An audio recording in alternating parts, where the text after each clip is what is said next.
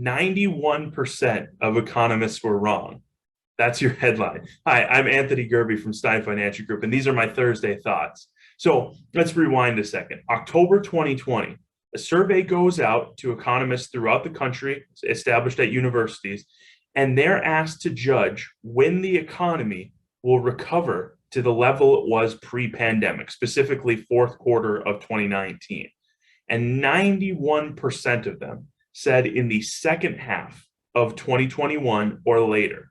Well, as you may know, we actually found out that we recovered in the second quarter of 2021, which makes it the first half of 2021, that we got back to where we were economically from the end of 2019. So how did that happen? How did everybody get it wrong? And what does that mean for predictions going forward? Should we just toss them out because they're not accurate anyway? Well, I'm not going to go that far. And those of you who know me know I'm a big fan of surveying economists because they are the experts in their field. But I think it speaks to two different things.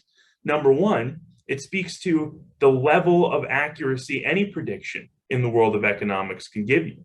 And that's because it's not like a physics experiment where you can isolate your variables and do it in a controlled lab experiment.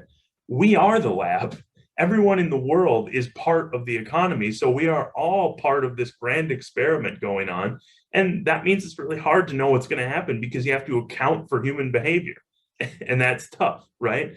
I think a big other reason why they thought the recovery might be a little slower than it actually ended up being is because back in October, we weren't exactly sure how this vaccine rollout was going to go, how quickly we'd be able to reopen the economy, and what the effect of the vaccines, maybe what they would even be.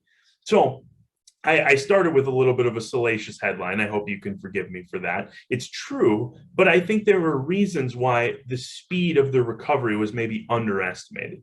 That being said, I do think it's great news that we've recovered quicker than a lot of people thought we would. It speaks to the power of the vaccine. It speaks to all this pent up demand that we had sitting there for a year while we were all stuck inside. So it's a little bit of a microcosm of my message of the day, which is the economy is doing well. We've recovered and we are now better than where we were back in December of 2019 and even January of 2020 before the pandemic took hold. That doesn't mean that there aren't things to be concerned about, but I think when you read the news, you have oftentimes a focus on the negatives, on the 91% who get a prediction wrong, when actually there were valid reasons why they maybe overestimated the time of recovery. And hey, by the way, we recovered quicker. That's good news. So I think it's all about perspective. I've talked about that before in these messages, but really this time around, I wanted to isolate that one bullet point because I think it speaks to the overall trend.